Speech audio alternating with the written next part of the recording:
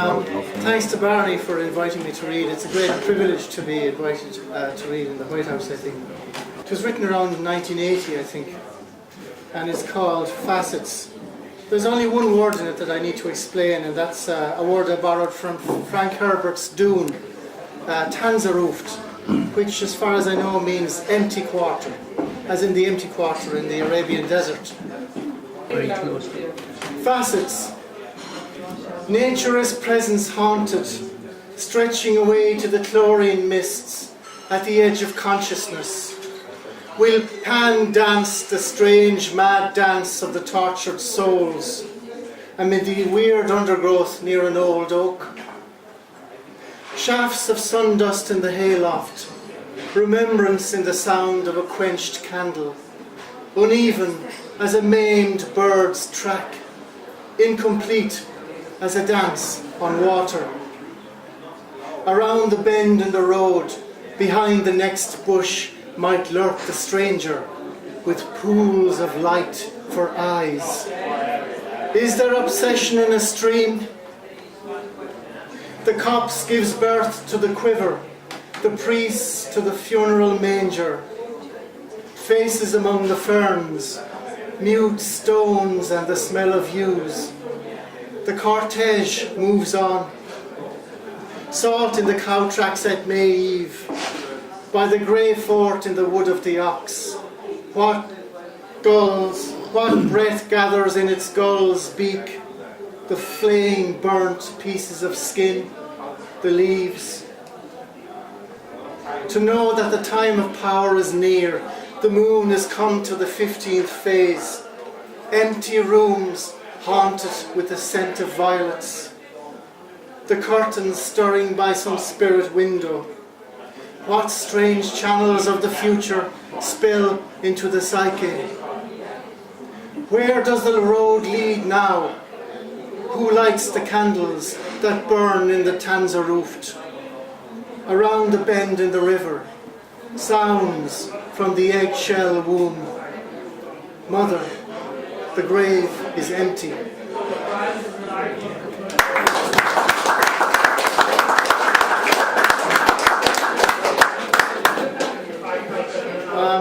The next one is the most recent one I've completed. It's called Draoi, and you just need to know that the Druids had three elements: the earth, the sea, and the sky. Draoi. An spare, an bhair, an talamh, an chros ciasta na an chros chaum. Ní hí sin mo chonar, bear lum scian laum, fornacht faoin ngealach, I mo heasamh mise leach, foir nimhnach na firanna bahanga, má heaga bhrá dúla, hínta gan náire I bhréach. Éistigi liom, an bhair, an talamh, an spéir, an chros ciasta na an chros chaum. Ní hí sin mo chonar, bear lum scian laum, fornacht faoin ngealach I mo heasamh mise leach, foir nimhnach na firanna mahanga, má heaga bhrá dúla hínta gan náire I bhréach. Éistigi liom, an talamh, an spéir, an bhair, an chros ciasta na an chros chaum. Ní hí sin mo chonar, bear lum scian laum, fornacht faoin ngealach I mo heasamh mise leach, foir nimhnach na firanna mahanga, má heaga bhrá dúla hínta gan náire I bhréach. Éistigi liom.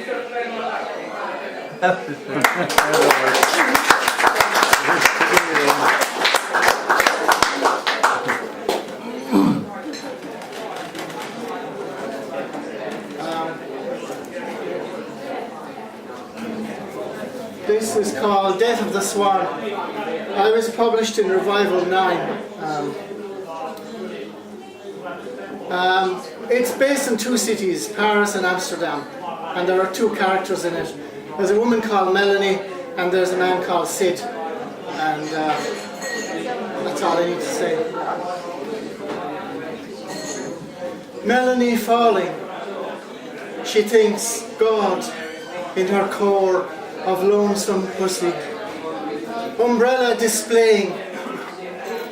Plumage of caricature, Japanese businessman. His nose tip grown a water nipple. Other umbrellas follow suit, suited businessmen in a herd, scattered all over the glass curved reflections of the sex shop front, red like suspenders on a Javanese whirl next to the Champs-Elysees.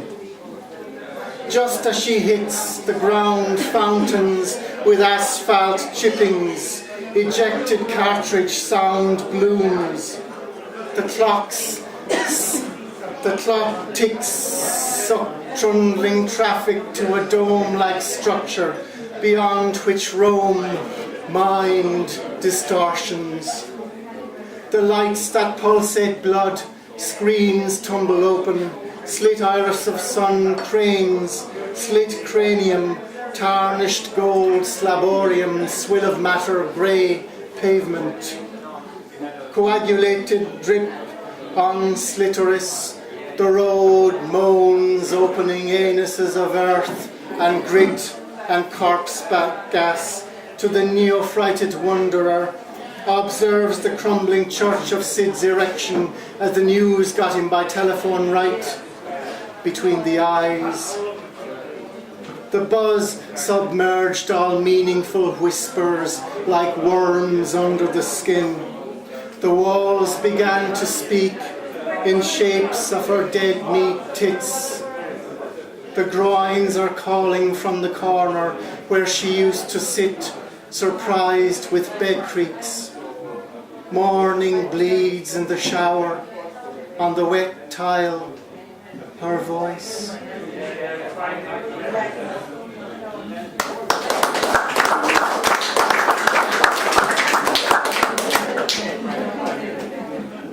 This is called Samhain. A long way off through fog that veils all else. Faint voice is heard, so faint no mortal ear can catch the pitch, save from atop the spiral brows of lone, long-standing hills girdled with cows.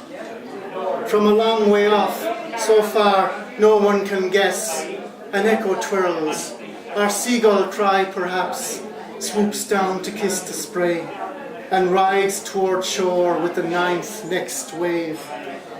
Splashes the rocks, tone deaf till now that the timbre and metal of its curling lips etched on the cliffs, her secret.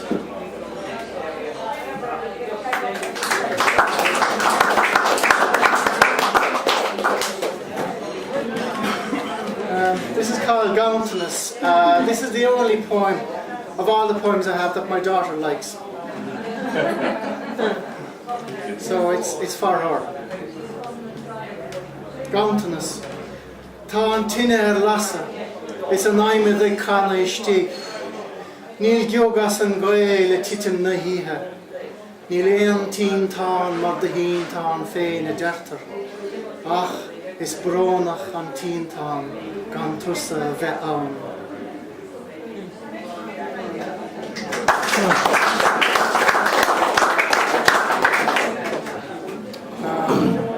This is another short one called Houri.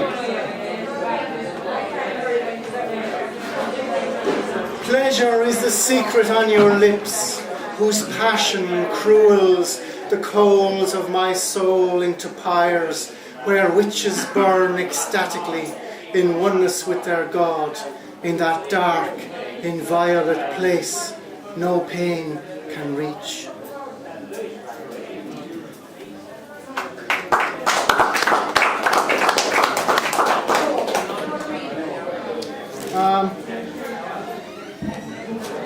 In 1988, I immigrated to Spain, like a lot of people then. Lots of people immigrated. And I stopped writing soon after.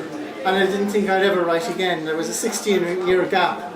And then all of a sudden, this poem appeared out of nowhere in 2007.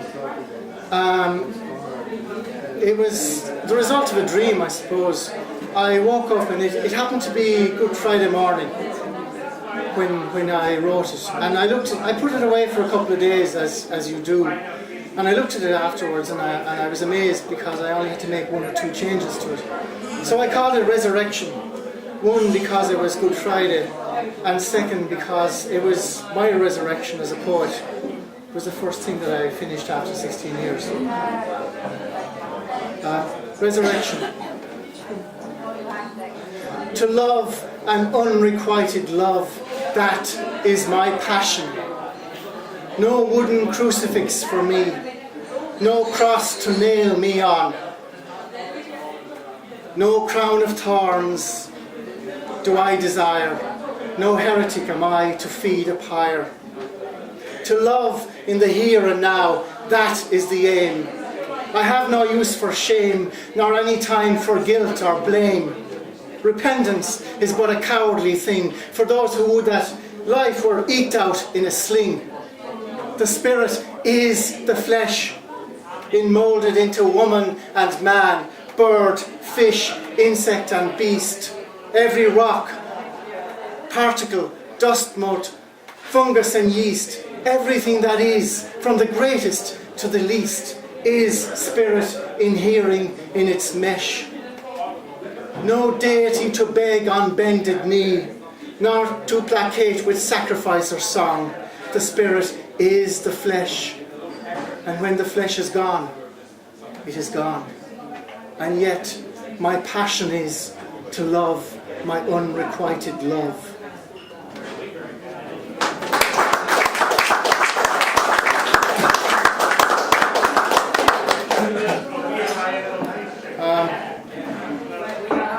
This next one is in remembrance of a friend of mine, Padraig, who was also a poet.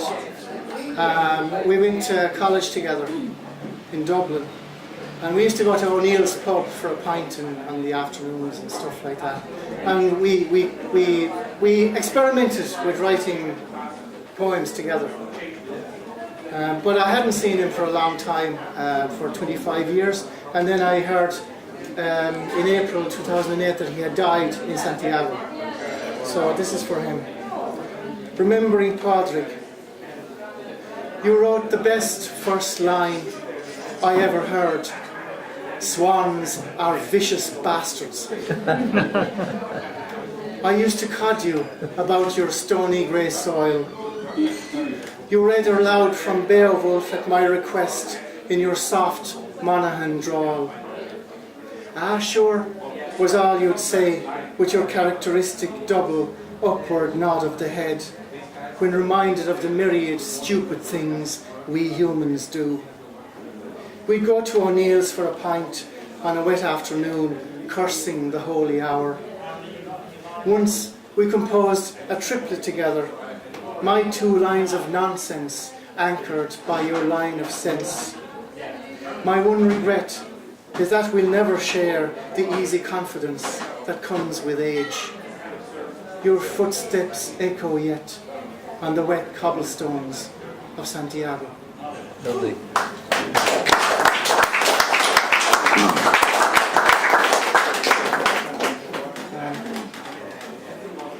This is called Embrace.